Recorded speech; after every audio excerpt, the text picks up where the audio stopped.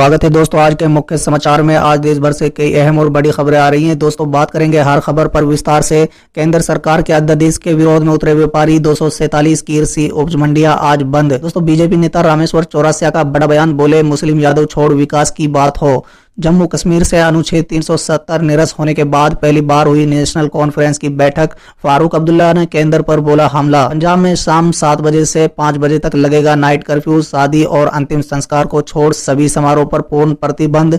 सितंबर में हो सकता है बिहार चुनाव की तारीखों का ऐलान, सीएम नीतीश ने दिए संकेत। कांग्रेस अध्यक्ष के मुद्दे पर रॉबर्ट वाड्रा ने कहा सामूहिक रूप से फैसला लेगी पार्टी। पीएम केयर फंड के लिए ट्रस्टियों की नियुक्ति की मांग वाली याचिका पर बॉम्बे हाईकोर्ट का फैसला सुरक्षित। बिहार चुनाव आयोग की अहम बैठक, इन गाइडलाइन पर लग सकती है मोहर।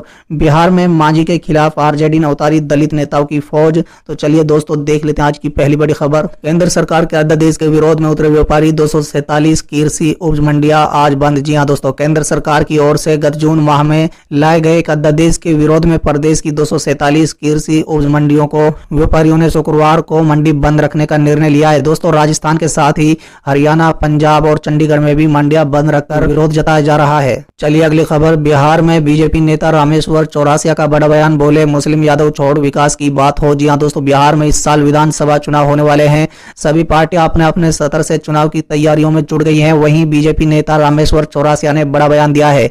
दोस्तों उन्होंने कहा है कि जीतन राम मांझी, फराज फातमी हो या फिर चंद्रिका राय हो, ये सभी एक मात्र जाति के आधार पर नहीं बल्कि उसके बिहार विकास के तौर पर देखना चाहिए। दोस्तों समाजवादियों को शुरू से ये रवैया रहा है कि चुनाव आते ही वो इधर उधर जाते हैं। हालांकि इससे ऊपर उठकर हमें बिहार के विकास के बारे में सोचना चाहिए। चलिए अगली खबर। जम्मू कश्मीर से अनुच्छेद 370 निरस्त होने के बाद पहली बार हुई नेशनल कॉन्फ्रेंस की बैठक। फारूक अब्दुल्ला केंद्र सरकार पर बोले हमला। जी हां दोस्तों, कोरोना वायरस संकट के बीच जम्मू कश्मीर के पूर्व मुख्यमंत्री और नेशनल कॉन्फ्रेंस के अध्यक्ष फारूक अब्दुल्ला के घर पर कल विभिन्न दलों के नेताओं की एक अहम बैठक हुई। इस मीटिंग में पूर्व सीएम ने केंद्र सरकार पर जमकर हमला बोला है। पूर्व सीएम फारूक अब्दुल्ला ने कहा कि लोग आज सबसे दयनीय स्थिति में हैं, व्यवस्था शून्य है, पर्यटन शून्य है, हर जगह पीड़ा है। दोस्तों बता दें कि घाटी के वर्तमान स्थिति पर एनसी अध्यक्ष और सांसद फारूक अब्दुल्ला ने पार्टी नेताओं से सिलसिलावार बैठकें करने का फैसला किया है। दोस्तों कल यानी गुरुवार को फारूक अब्दुल्ला की अध्यक्षता में पहली बैठक हुई है। मालूम हो कि जम्मू कश्मीर से धारा 370 हटाने के बाद ये पहला मौका है जब नेशनल कॉन्फ्रेंस की बैठक बुलाई गई थी। चलिए अगली खबर। पंजाब में शाम 7 से सुबह 5 तक लगेगा नाइट कर्फ्यू। शादी और अंतिम संस्कार को छोड़ सभी समारोह पर पूर्ण प्रतिबंध। जी हां दोस्तों, पंजाब सरकार ने पंजाब में बढ़ते कोरोना खतरे को देखते हुए नई गाइडलाइन जारी की है, जिसके अनुसार अब पंजाब में आज से हर रोज शाम 7 बजे से सुबह 5 बजे तक नाइट कर्फ्यू लगेगा। इसके सरकारी और प्राइवेट ऑफिस में सिर्फ 50% लोग ही जाएंगे। 31 अगस्त तक इसी के साथ बसों में सिर्फ 50% लोग ही सफर करेंगे और निजी वाहनों में सिर्फ 3 मेंबर ही सफर करेंगे। सबसे ज्यादा कोरोना प्रभावित इलाके में सिर्फ 50% गैर जरूरी सामान दुकानें खुलेंगी। वहीं 31 अगस्त तक राज्य भर में होने वाली शादियां और अंतिम संस्कारों को छोड़कर सभी समारोह पर पूर्ण प्रतिबंध लगाने का आदेश दिया है। सरकारी और निजी कार्यालय इस महीने के अंत तक 50% क्षमता पर काम करेंगे, जैसा कि एक वीडियो के दौरान मुख्यमंत्री द्वारा जारी निर्देश के अनुसार किया गया है।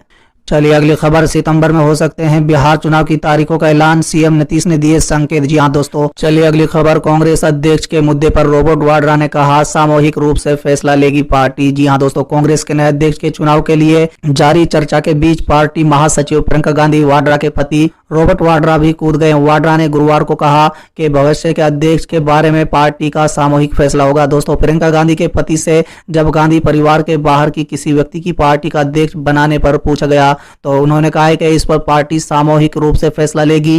पूर्व प्रधानमंत्री राजीव गांधी की जयंती के अवसर पर उन्होंने कहा है कि हम राजीव गांधी और सोनिया गांधी के सपनों के साथ देश के लिए आगे बढ़ेंगे। चलिए अगली खबर। पीएम केयर फंड के लिए ट्रस्टियों की नियुक्ति की मांग वाली याचिका पर बॉम्बे हाईकोर्ट का फैसला सुरक्षित। जी हां दोस्तों, बॉम्बे हाईकोर्ट की नागपुर पीठ ने गुरुवार को एक जनहित याचिका में अपना फैसला सुरक्षित रख लिया है। दोस्तों जिसमें प्रधानमंत्री के नागरिक सहायता और आपातकालीन स्थिति में राहत यानी पीएम केयर फंड के प्रबंधन के लिए विपक्षी दलों के 2 सहित 3 ट्रस्टियों की नियुक्ति की मांग की गई थी। चलिए अगली खबर। बिहार चुनाव आयोग की अहम बैठक, इन गाइडलाइन पर लग सकती है मोहर। जी हां दोस्तों, बता दें बिहार विधानसभा चुनाव समेत देश भर की 56 विधानसभा सीटों पर उपचुनाव से जुड़े मामले पर चुनाव आयोग की अहम बैठक जारी हुई। चुनाव प्रचार से संबंधित दिशा निर्देश के चुनाव आयोग की हरी झंडी मिलने के बाद आज गाइडलाइन फ्रेम करने की अंतिम तारीख है। फ्रेम का काम होने के बाद जल्द ही इससे जुड़ी गाइडलाइन जारी हो सकती है। चुनाव की तारीख और चुनाव कितने चरणों में होंगे, चुनाव आयोग ने इस पर अंतिम फैसला नहीं लिया है, लेकिन सूत्रों के अनुसार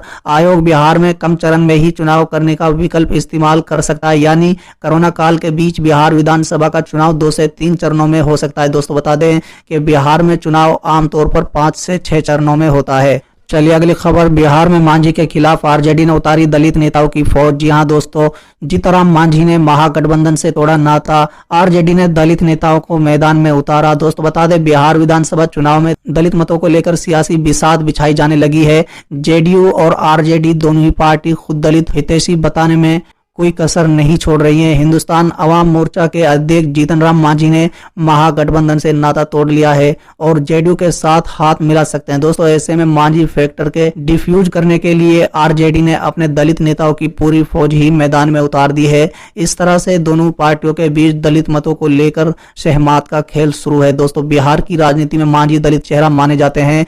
ऐसे में महागठबंधन से मांझी के अलग होने के विपक्ष के लिए एक झटका माना जा रहा है। इसलिए गुरुवार को आरजेडी ने मांझी के मुकाबले में दलित नेताओं की फौज मैदान में उतार दी है।